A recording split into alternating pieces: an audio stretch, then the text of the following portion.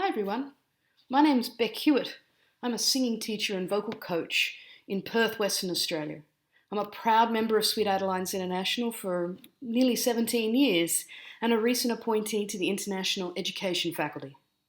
I'm passionate about understanding and helping others understand their voice and how it works. And so I thought we could start today by talking about breathing. Now, as singers, we spend a great deal of time working and developing on our breathing. And why wouldn't we? It's a vital part of what we do.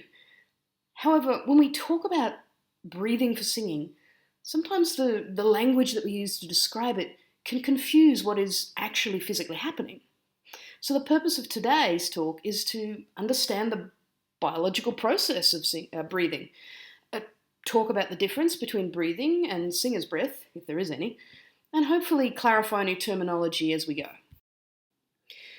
To begin, let's remind ourselves of some of our high school biology. In breathing, we have a few body parts to be aware of.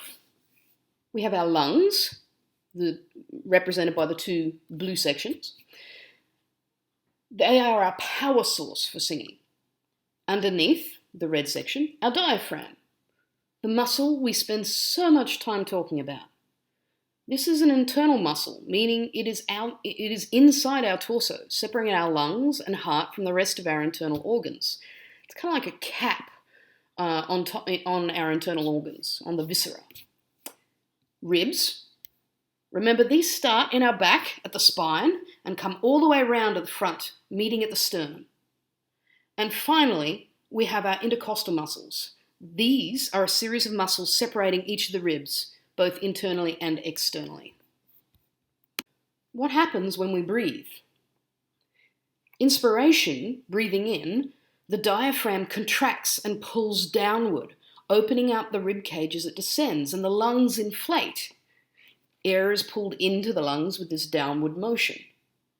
In addition, we should note that as the diaphragm pulls down, it pushes against the viscera, the internal organs underneath it. These organs don't compress, isn't that a shame? Rather, they are displaced by this force, and as a result, the abdominal wall moves outward as well.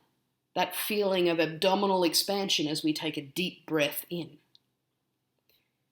Expiration, breathing out, the diaphragm and the intercostal muscles, which engage during inspiration, relax, and the air moves out of the lungs. As the lungs deflate, the ribs return to rest, ready to begin the process again. All right, let's experience that. So, hands on ribs. Mid-torso is a great place to start. And breathe in. Notice as you breathe in, that feeling of expansion at the ribs, that sense of opening outward. And you can kind of feel it all the way around a little bit, even maybe a little bit in your back. So we feel that expansion outwards.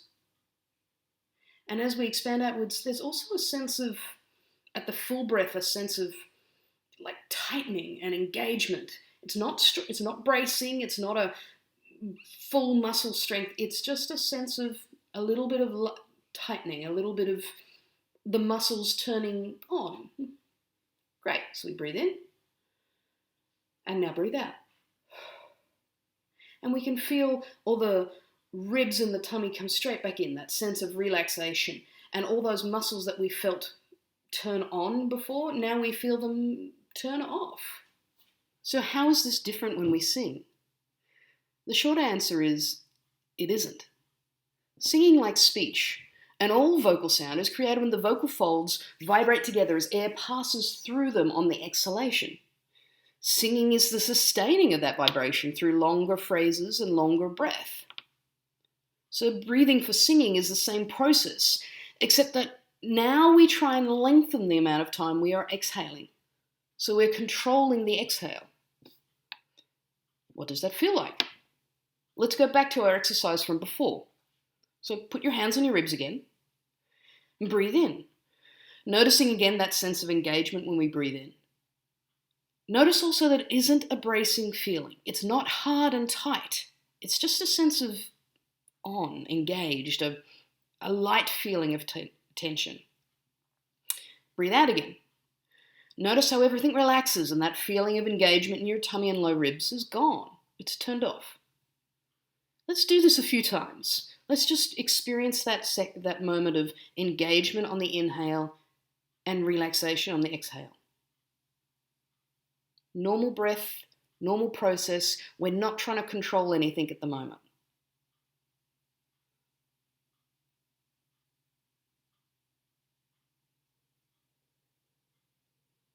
Good. Now we're going to repeat it again. We're going to breathe in. And now we're going to breathe out really slowly. Take an internal check. Notice how that's different. Is it a bracing feeling? No. But there's a sense of engagement on that exhale, isn't there? Do it again. Breathe in and exhale.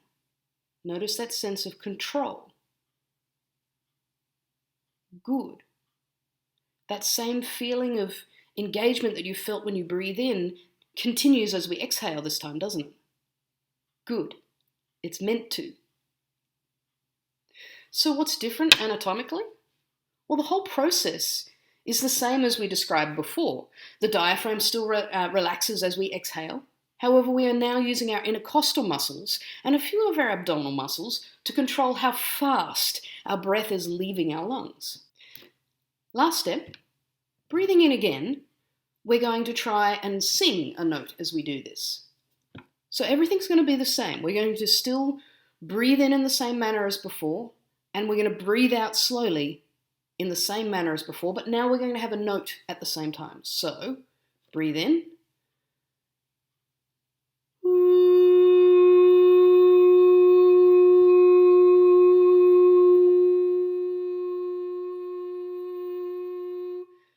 Until you run out of air. Do you notice that there's no bracing feeling? There's no trying to stop the ribs from coming in. They're meant to come in. What we're trying to do, however, is control how fast they come in, just as we did when we were just breathing out before. So everything remains the same. Try it a few times. I hope this video has been helpful in explaining what happens when we breathe. This exercise we did on the slow exhalation and then the long note are two great ways of practicing breathing at home and learning to control that exhalation for singing. Happy singing!